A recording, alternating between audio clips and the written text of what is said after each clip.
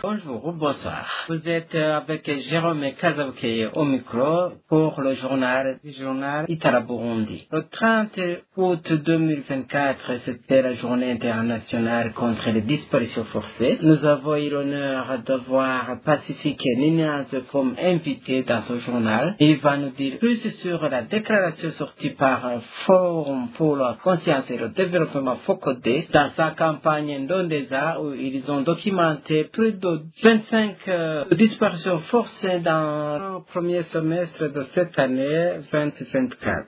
Nous lui avons demandé de comparer le pouvoir de Pierre Nkurunziza et celui d'Evariste Ndayishimiye en matière de disparitions forcées. Il nous a répondu que les auteurs des disparitions forcées sont les mêmes et les cas continuent d'augmenter ces derniers jours, que ces crimes restent impunis. Il a formulé des recommandations que vous pouvez trouver dans ces déclarations. Écoutez plutôt notre conversation avec Pacifique Ninaz.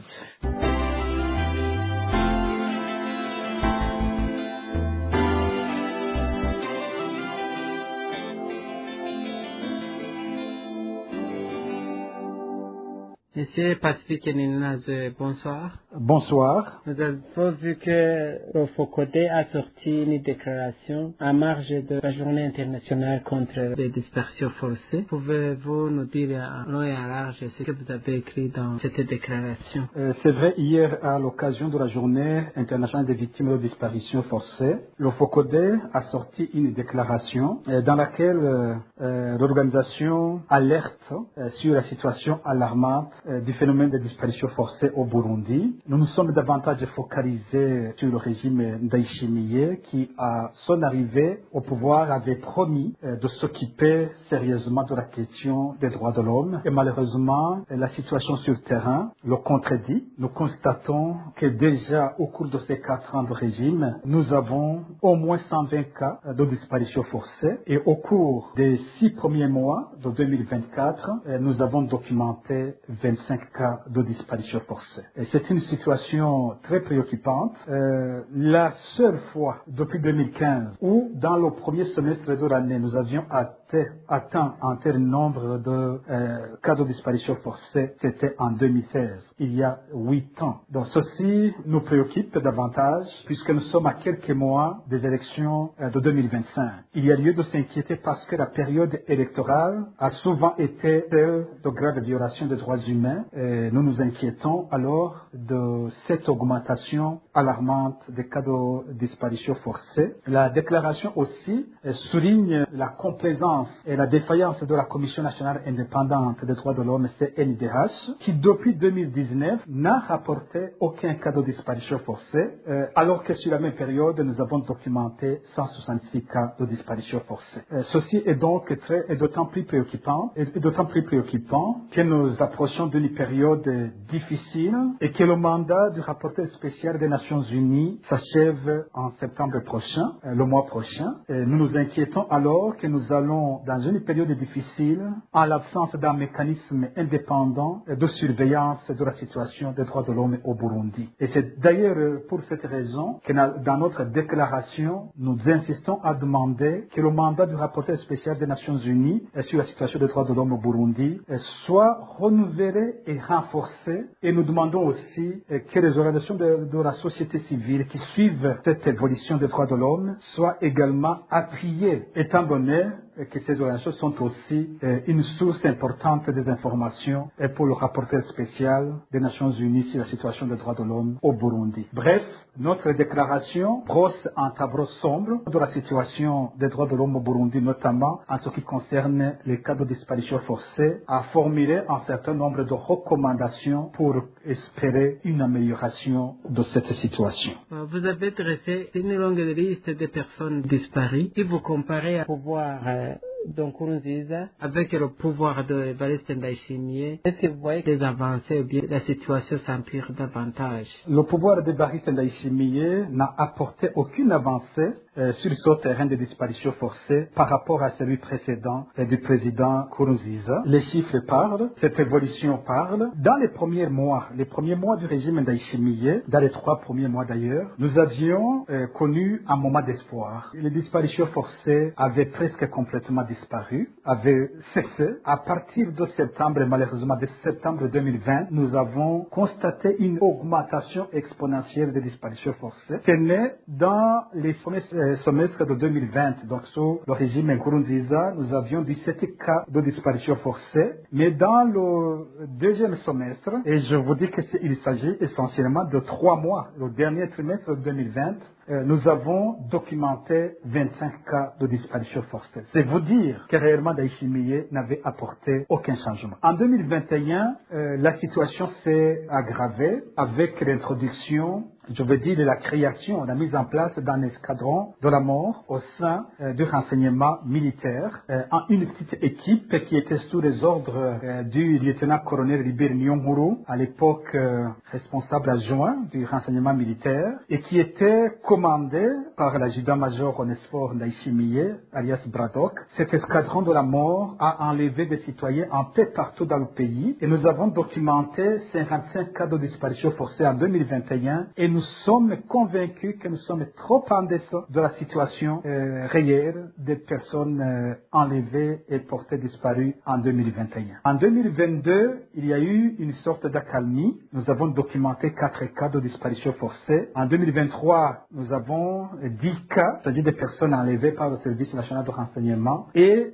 en 2024, c'est là où nous constatons cette nouvelle augmentation extrêmement alarmante avec 25 cas au premier semestre de 2024. Nous nous sommes préoccupés, comme je l'avais dit. Je dois aussi dire qu'en comparaison avec le régime Nkurunziza, nous avons les mêmes pratiques. Nous avons le même silence des autorités, le même déni de la part des autorités. Nous avons la même inaction de tous les corps de l'État, y compris la justice burundaise. Et nous regrettons le silence et la complaisance de la Commission nationale indépendante des droits de l'homme qui, dans cette situation, devait jouer un rôle primordial dans le combat contre le phénomène de disparition forcée au Burundi. Comme le Burundi s'est retiré de la Cour pénale internationale, est-ce que vous croyez que les familles des victimes auront de la justice sur ces disparitions forcées? Qu'est-ce que vous dites sur la santé mentale des personnes qui ont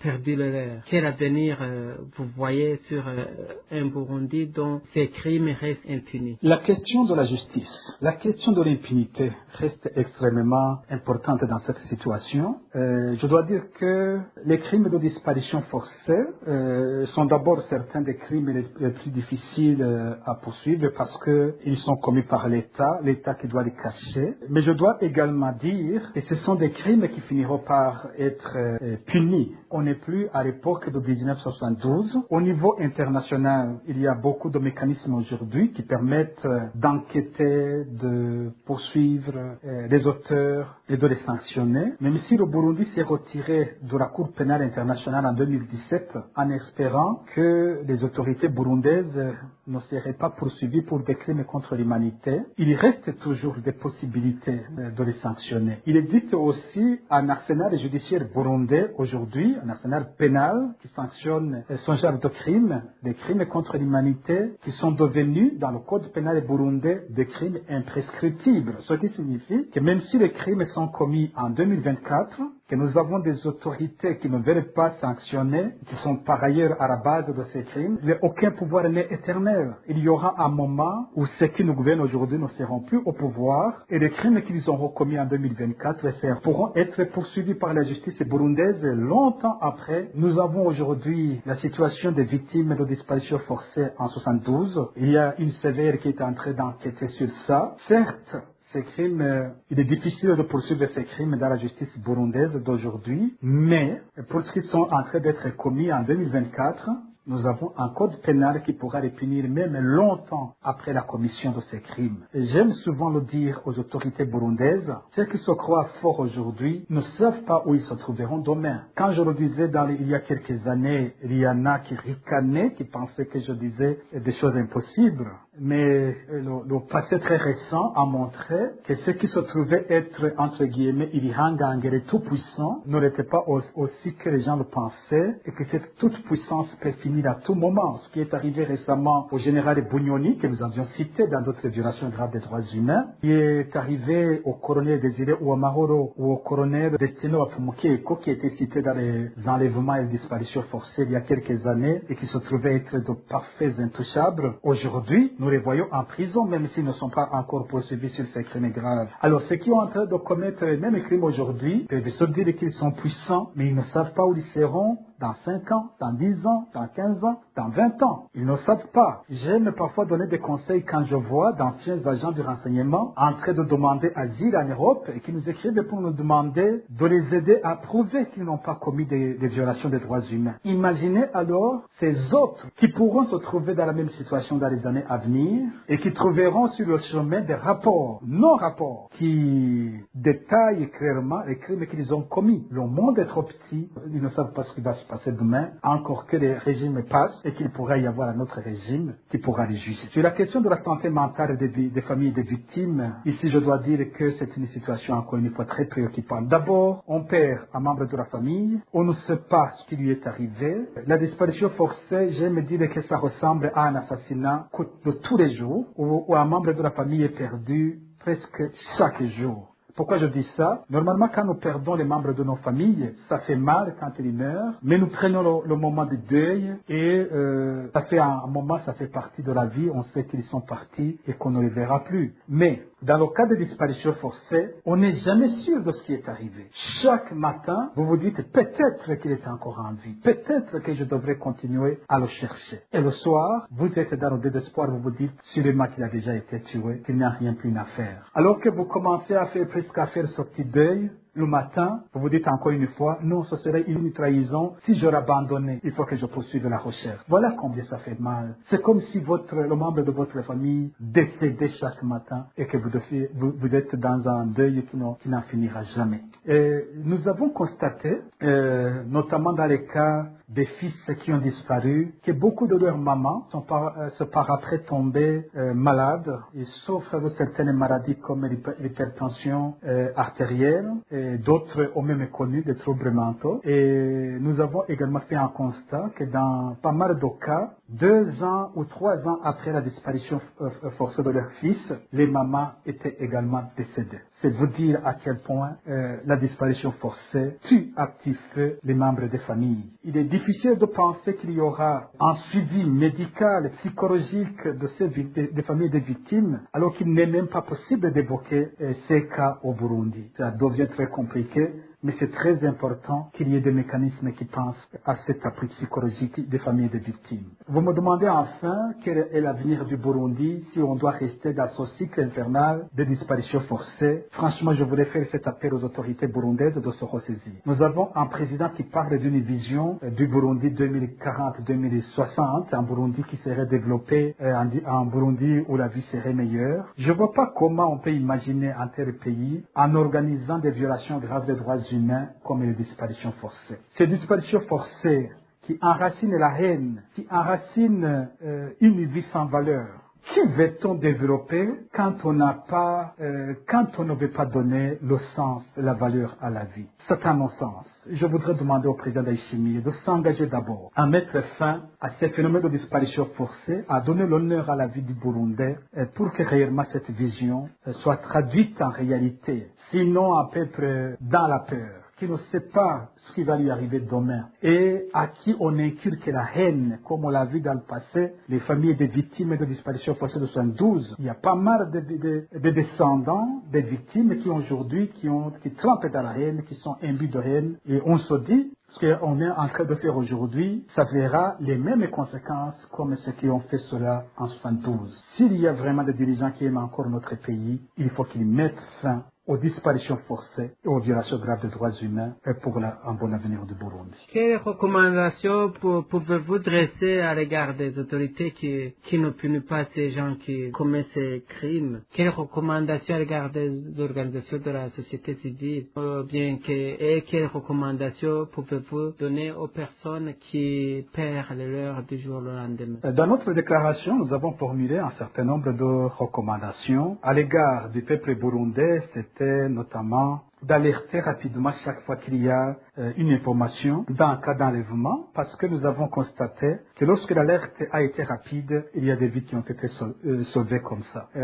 Recommandations aux autorités, bien sûr, c'est de mettre fin à ce phénomène de disparition forcée, c'est de juger les auteurs et c'est d'assister les familles des victimes. Nous avons encore une fois réitéré notre demande au chef d'état-major de l'armée burundaise, au général Prime Nyongabo. Nous lui demandons de dire aux Burundais où ils ont mis les personnes arrêtées par le renseignement militaire en 2021. Il ne doit pas rester silencieux, muet, alors que le corps qu'il dirige a martyrisé les Burundais, les familles des Burundais en 2021. Il doit dire ce qu'il est advenu de toutes ces personnes arrêtées par l'armée burundaise. Nous avons également fait une recommandation au procureur général de la République en exprimant d'abord nos regrets, le fait qu'il n'y a pas eu de changement. Il y a eu la nomination d'un nouveau procureur général de la République en juillet 2023. Nous lui avions demandé de ne pas rester dans les pas de son prédécesseur Sylvestre Nyandwi, qui s'était distingué par son absence dans la poursuite des cas de disparition forcée.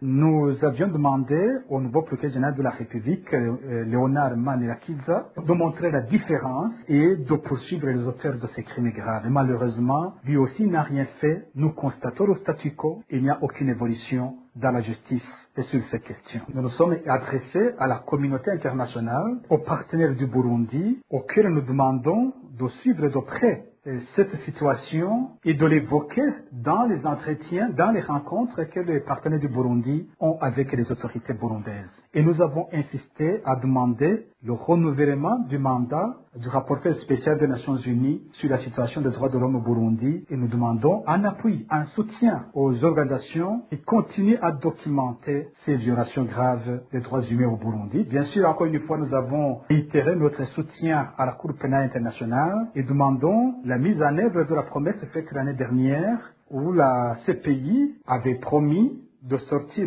prochainement des mandats d'arrêt des auteurs des violations graves des droits humains au Burundi, y compris les auteurs des disparitions forcées. Pour nous, c'était une déclaration très forte et très importante et nous demandons la mise en œuvre de cette promesse faite l'année dernière. Merci Pacifique Nininaze pour l'interview que vous avez accordée au journal Itara Burundi.